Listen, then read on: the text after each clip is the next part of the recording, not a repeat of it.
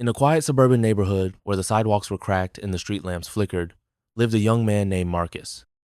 Marcus had a penchant for collecting rare and peculiar items, which filled his cluttered apartment to the brim.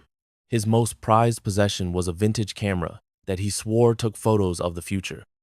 His friends laughed it off as a quirky hobby, but Marcus knew there was something more to it.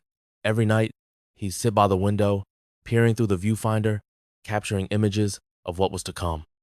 One evening, as the moon was a mere sliver in the sky, Marcus noticed a strange, pulsing light in the corner of his vision. He turned the camera lens toward the source and snapped a picture. The image that developed was not of his sleepy street, but of a creature unlike any he'd ever seen before. It was tall and skeletal, with a glowing, almost ethereal presence. Marcus's heart raced as he realized that this was not a mere figment of his imagination, but a real, tangible being. The creature's eyes in the photograph seemed to follow him as he moved, and he could feel its malevolent gaze penetrating the very fabric of his reality. He knew he had to act fast, but fear held him in a vice-like grip. He tried to convince himself it was a trick of the light, a hallucination brought on by too many late nights and too much caffeine. But deep down, he knew that wasn't true. With trembling hands, Marcus placed the photograph face down on the table and took a deep breath. He had to warn someone, but who would believe him?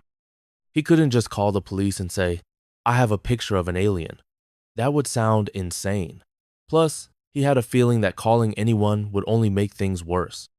The creature might find out he'd exposed its existence. He decided to investigate further. Grabbing a flashlight and his camera, he tiptoed through the darkened hallway, the floorboards groaning under his weight. The apartment was eerily silent except for the distant hum of his refrigerator. The hairs on the back of his neck stood on end as he approached the window. He cautiously peered outside and scanned the street. Nothing out of the ordinary caught his eye, just the familiar shapes of his neighbors' cars and the occasional rustle of leaves in the wind. Marcus's hand hovered over the window latch, indecision warring with his curiosity. What if the creature was out there, watching him? He stilled himself and pushed the window open, the cold night air rushing in. His heart pounded in his chest as he leaned out, the camera's flash reflecting off the glass. He took a deep breath and stepped onto the fire escape, the metal cool and unforgiving beneath his feet. The alley was quiet, the only sound his own breath echoing off the brick walls. He descended the ladder, the metal rungs cold and slick with dew. As his feet hit the ground, he heard a faint sound, a low whimper that sent shivers down his spine. It was coming from the neighbor's house, where young Timmy, a boy of 5, lived with his single mother. Marcus had often seen Timmy playing in the yard, his laughter piercing through the stillness of the afternoon. The sound grew louder as Marcus approached the fence, his flashlight beam dancing along the cobblestones. He crept through the shadows, the whimpering now unmistakable, and reached the side of the house. A soft glow seeped from beneath the door, pulsing in the same rhythm as the light from his photograph. He took a deep breath and pushed the door open, the wood creaking in protest. Inside, the scene was otherworldly.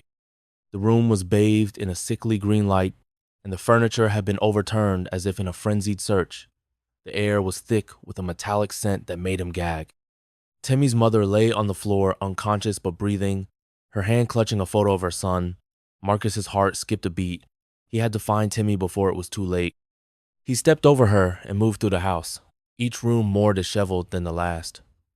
The whimpers grew louder, guiding him to the back bedroom. The door was slightly ajar, the green light spilling into the hallway. Marcus pushed it open, and what he saw defied all logic.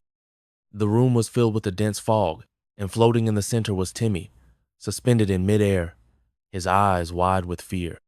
The skeletal creature from the photograph loomed over him, its glowing eyes locked on the child.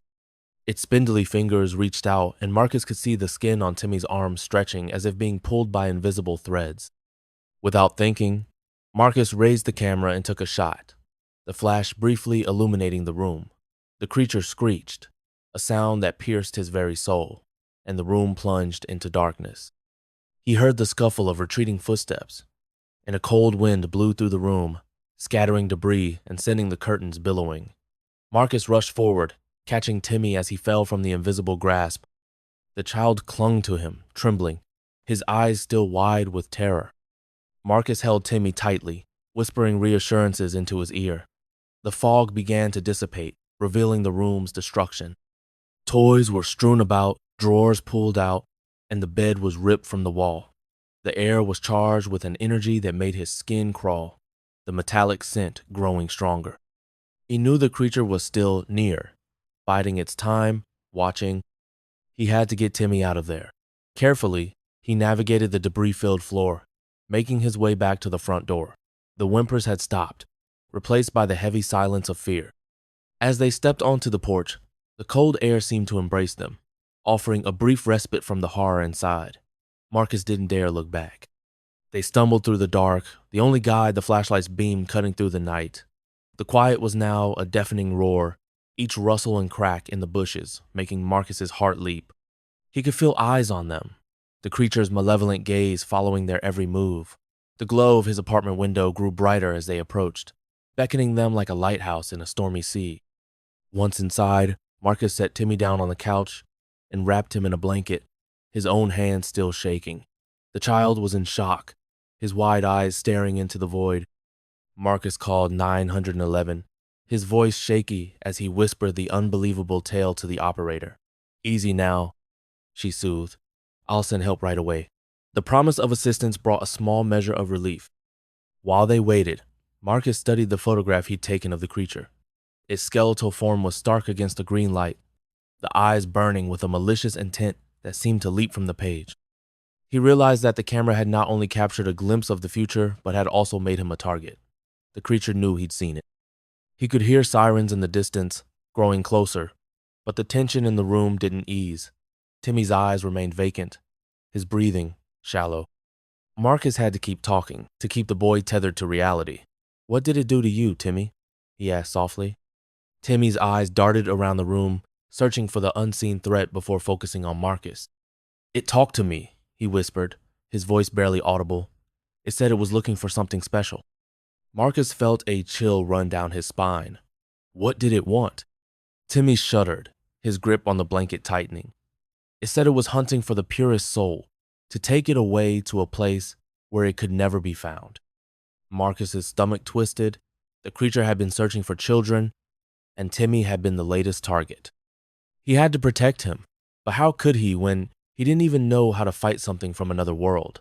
The sirens grew louder, and soon, flashing lights painted the apartment complex in red and blue. Marcus felt a flicker of hope. Help was almost here, but would it be enough?